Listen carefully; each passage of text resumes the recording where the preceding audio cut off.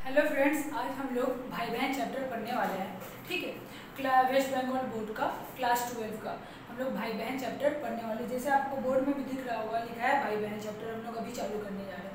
भाई बहन चैप्टर को लिखा है बड़क महिला ने, जिनका नाम है राजेंद्र बाल घोष। इनका जीवनी के बारे में अगर बताने जाए तो हमको और एक वीडियो बनाना पड़ जाएगा। इस वजह से आप लोग जीवनी पढ़िए। अगर नहीं समझ में आएगा तो कमेंट में बताइएगा, हम इसके ऊपर भी और एक वीडियो बना देंगे आप लोग के लिए। इस कहानी में होता क्या है? इस कहानी में होता है, एक भाई एक बहन रहते हैं। वो अपने पापा के साथ मेला देखने जाते हैं। उनके पापा का नाम रहता है बाबू जयराम दास जी। अब वो दोनों अपने पापा का हाथ पकड़कर मेला देखने जाते हैं।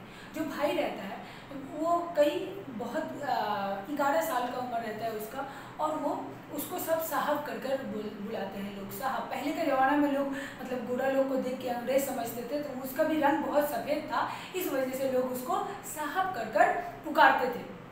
और उसका जो बहन थी, उसका नाम था सुंदर देही। उसको लोग प्यार से सुंदरिया कहकर बुलाते। जैसे हम लोग को आप लोग को प्यार से कोई नाम दिया जाता है ना बचपन में, उसी तरह उसका बहन को भी सुंदरिया कहकर बुलाते थे। फिर मतलब वो सुंदरिया और वो भाई बहन मेला देखने जा रहे थे पापा के साथ। तो उतने ही में साहब बोलता है कि बहन से पूछता है कि तुम मेले से क्या लोगी। तो वो बोलते उसके पास करीब 4 पैसा रहता है, उसके बहन के पास, सुंदरिया के पास। और वो जो भी सामान देखती थी मेला में, हम लोग बचपन में मेला जाते थे, जो भी सब चीज़ पसंद आ जाता था। उसका बहन का उम्र 6 से 7 साल का था। अब उस उम्र में वो जो भी सामान देखती थी ना, बोलती थी भैया मैं ये लूँगी, भैया मैं वो लूँगी, भैया मैं ये ले लूँगी, वो ले लूँगी। इस बात से, ये हरकत देखकर, ये मतलब भोलापन देखकर उसका भाई को हंसी आता था अपना बहन के ऊपर। और वो अपना बहन को बोला, तुम्हारे पास तो कई 4 पैसे हैं और इसी में तुम बोलती हो ये ले लूँगी, वो ले लूँगी, ये सामान मेरा होगा, ये सामान मेरा होगा।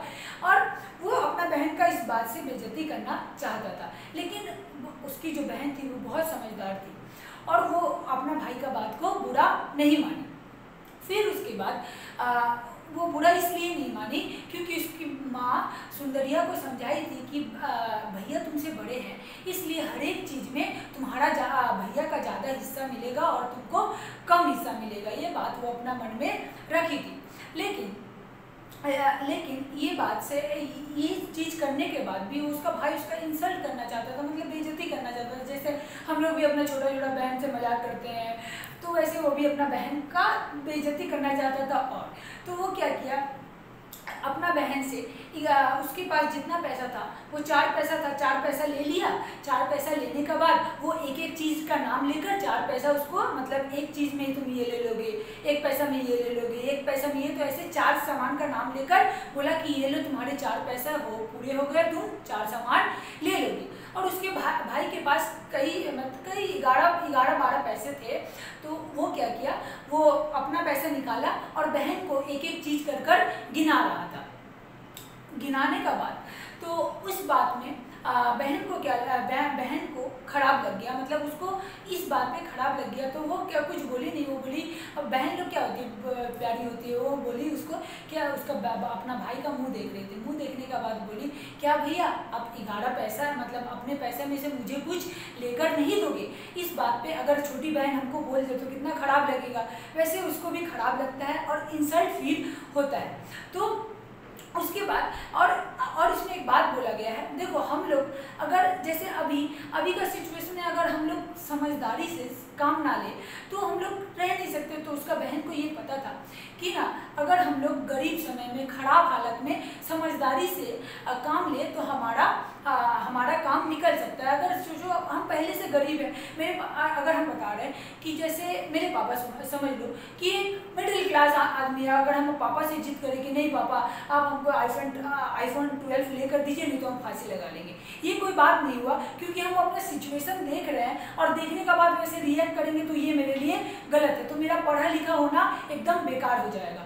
तो उसका बहन भी वो सारा बात समझती थी और हर इंसान को समय का अनुसार ही चलना चाहिए। उसका मतलब उसके बगैर, मतलब गरीबी समय में तुम ज़्यादा ये मतलब जो चीज़ अफोर्ड ना कर सको उस चीज़ के लिए मम्मी पापा को प्रेशर दो। ऐसा नहीं, हम लोग को मतलब खराब समय में जैसा समय रहना रहे वैसे ही बिहेव करना चाहिए तो अच्छा होता है। तो इस कहानी में क्या हुआ अभी तक, वो अपना भाई शर्मिंदा हो गया जब उसका बहन बोली कि क्या भैया आप मुझको सामान लेकर नहीं दोगे। फिर वो लोग मेला देखे, मेला घूमे और मेला घूमने का अनुसार वो लोग अपना मन से जो पसंद आया अपना इच्छा अनुसार सामान लेकर चले गए। अब घर जाने के बाद कुछ दिन बाद उन दोनों का एक बड़े भैया थे, बड़े भैया का नाम था श्री राम। वो बाहर में, घर का बाहर में बैठकर पढ़ रहे थे पेड़ का नीचे।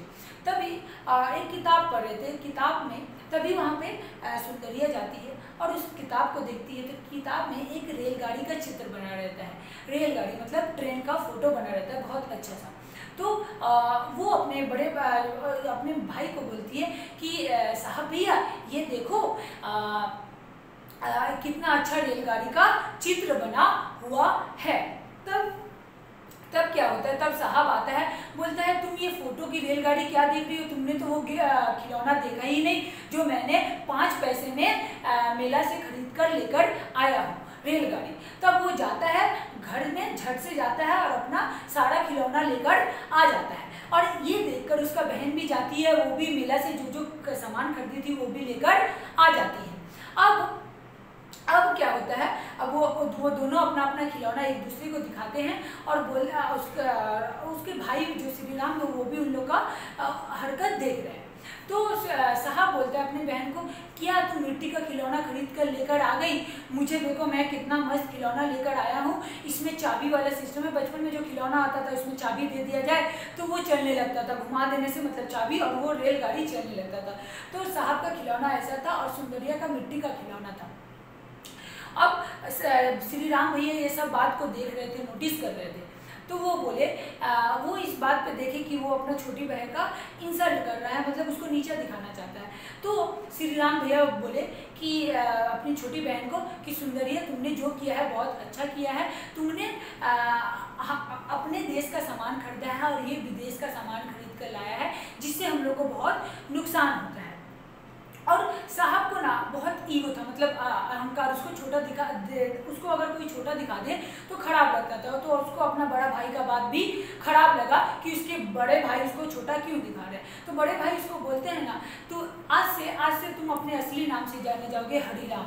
ये तुम्हारे मन में अहंकार हमको लगता है तुम्हारे नाम से आया है। साहब जो नाम तब हम लोग बड़े लोग को, अंग्रेज लोग को बोलते थे, उसके बड़े भाई बोले आज से तुम अपना असली नाम से जाने जाओगे जो तुम्हारा नाम है हरिराम दास।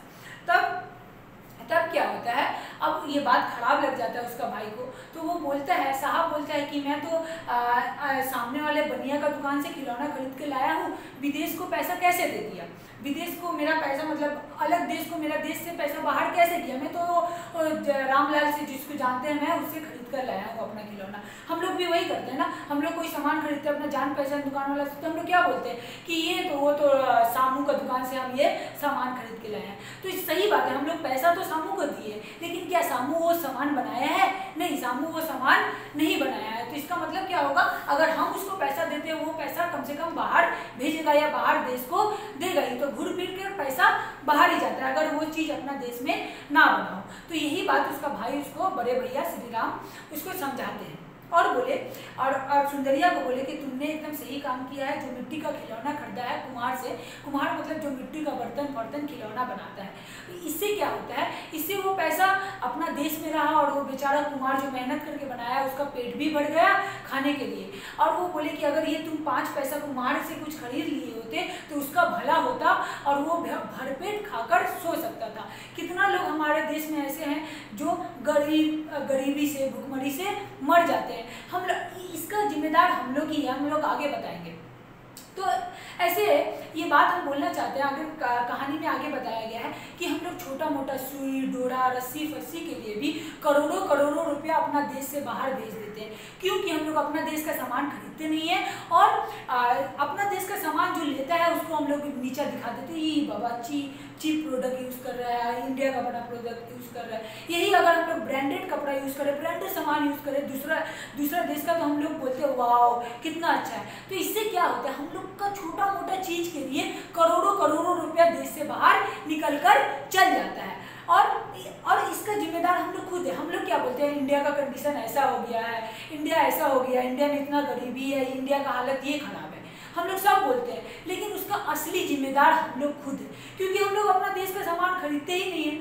और उसके बाद हम लोग खुद बोलेंगे कि ये ऐसा हो गया, ये ऐसा हो गया।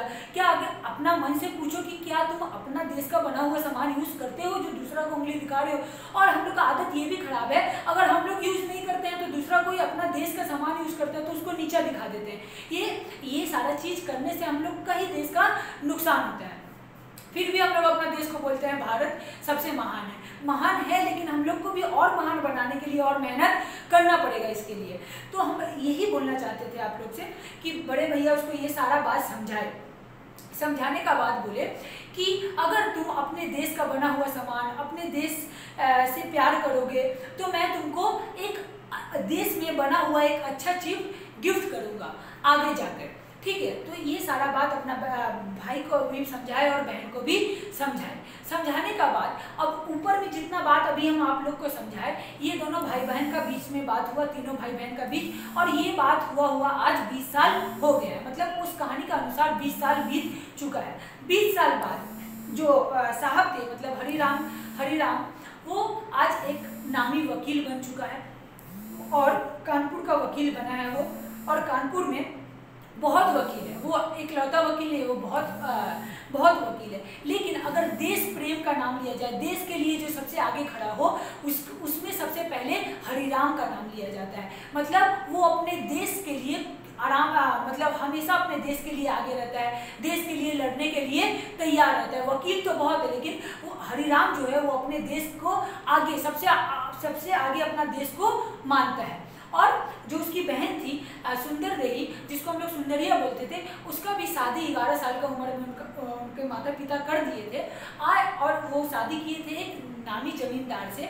जो जमींदार थे वो भी एक सज्जन व्यक्ति थे। सज्जन व्यक्ति मतलब वो अपने देश से प्रेम करते थे, देश का चीज यूज करते थे। और आज सुंदरिया अपने घर की मालकिन बन चुकी है। और श्री राम बाबू ये सब देखकर बहुत खुश होते हैं कि उनका छोटा सा बात का असर उन लोग का दिमाग में पड़ा, और वो लोग जाकर इतने बड़े देश के लिए महान उनका भाई इतना बड़ा और अच्छा काम कर रहा है। तो इस कहानी से हम लोग को सीखने क्या मिल रहा है।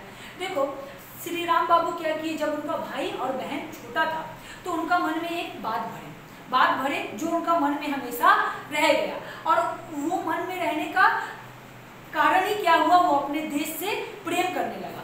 देखो जब छोटा बच्चा तो सबके यहाँ होता है, विदेश में भी होता है, इंडिया में भी होता है, हर एक जगह होता है।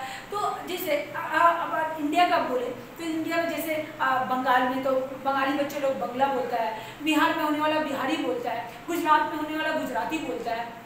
जैसे हम लोग को पता है इंडिया में बहुत सारा लैंग्वेज बोला जाता है, तो हर जहाँ जैसा बच्चा होता है वैसा लैंग्वेज बोलता है। वो क्या बचपन होते ही सीख जाता है? नहीं, इसका मतलब ये है कि बच्चा जो अपना माहौल को ऑब्जर्व करता है, उसके आसपास जो होता है बचपन से जो होता है, वो उस चीज़ को रिएक्ट करता है, उसको समझता है और उसी अनुसार वो बिहेव करता है। हम लोग भी वैसे ही करते हैं, जो हम लोग बचपन से सीखे होते हैं वही आदत फॉलो करते हैं। तो मतलब ये हुआ कि अगर आप बच्चे उम्र में किसी को समझाए अच्छा बात, तो वो बड़ा होकर वो बात अपना मन में रखकर उसी अनुसार बिहेव करता है और उसी का अनुसार रिएक्ट करता है।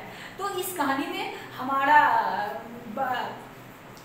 में लेखक हम लोग को यही समझाना चाहते थे कि हम लोग को अपना देश का बना हुआ सामान इस्तेमाल करना चाहिए और अपना देश के बारे में सोचना चाहिए। Thank you so much. और आपको नेक्स्ट वीडियो में हम फिर मिलेंगे। आप अगर वीडियो पसंद आया तो आप इसको चैनल को सब्सक्राइब कर दीजिए, लाइक कर दीजिए और इसको फॉरवर्ड कर दीजिए। ये वीडियो उन लोग के लिए है जो पढ़ नहीं पाते हैं, और ये गरीब लोग मतलब हम सब के लिए है। और इसका ऐसा वीडियो मैं आपको अपने चैनल पे देता रहूँगा। Thank you so much.